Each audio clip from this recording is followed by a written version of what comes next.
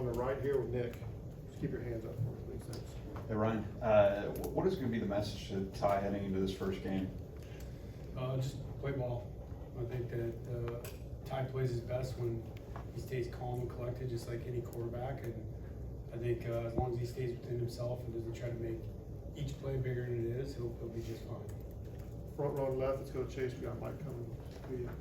We'll go Chase them in the column right there. In your career experience, how unusual is it to be the only assistant coach in the booth on game day like you're going to be this fall?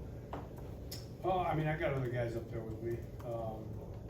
It's pretty much the same setup I've done. I got guys, Mitch Tollins up there. He's been with me for 5 years up in the box, so he's got a good set of eyes. And Tyler Hughes was with us in Washington, veteran coach as well. So I feel like it's pretty much the same setup. Go ahead, Colin. Hey, Ryan, I'm curious what kind of the same question with Ty, but your message to the running back room, obviously a guy down. Like, what have you seen in terms of the, approach that Richard Young, Daniel Hill, guys like that have taken ahead of this week? Yeah, I think they've really, embraced the next man up mentality and, exactly what you expect out of a couple guys that have been here at Alabama for a couple of years. So I don't think there's necessarily anything that's like earth-shattering that they're doing, but I think they're excited about the opportunity.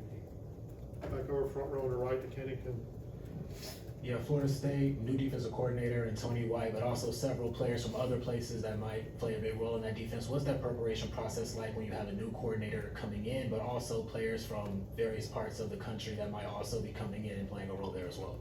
Yeah, cool question. I think that been through this process a couple different times, at different stops, and certainly there's a lot of moving parts there. Coach White's a great coach. He's been a lot of different places, veteran guy. Has a lot of presence with his guys, and certainly he's creative in his play calling. So you got to dig. You got to go back to Syracuse. You got to go all the way back and make sure that you're checking everything out and try to realize how they would utilize different people and personnel sets and put people in different spots and understand the structure and the history of the defense and how it applies to the people they have now.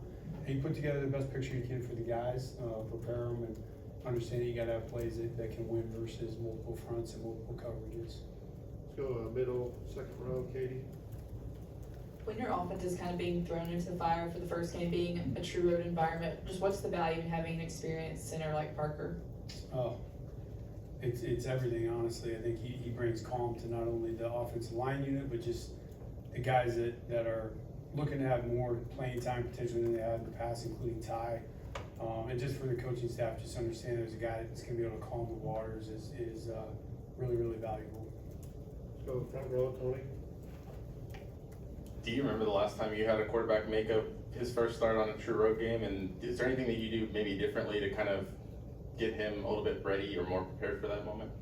Let's see, Jorge Reina in 19, at Fresno State went down to SC.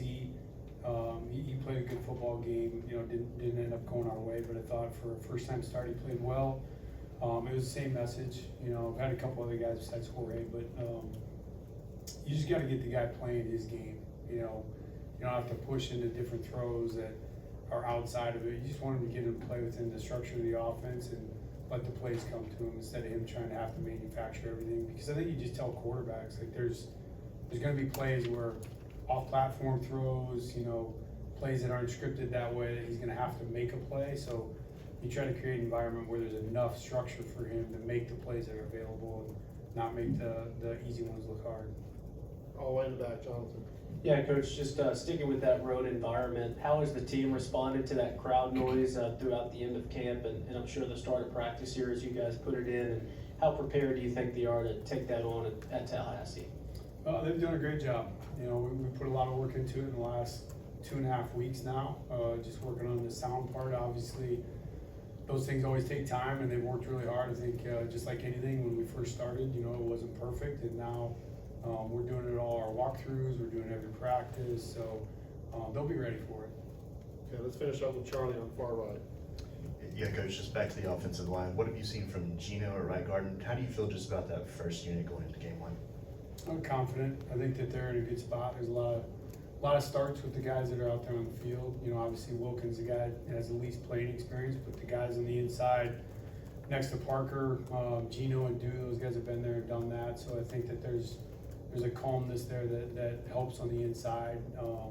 And I think again, Parker, is the guy that can really bring it all together. He knows the guys that gotta be, amped up and the guys that gotta be brought back down, and he can keep it level. All right, thank you, Coach, appreciate You it. bet, thanks everybody.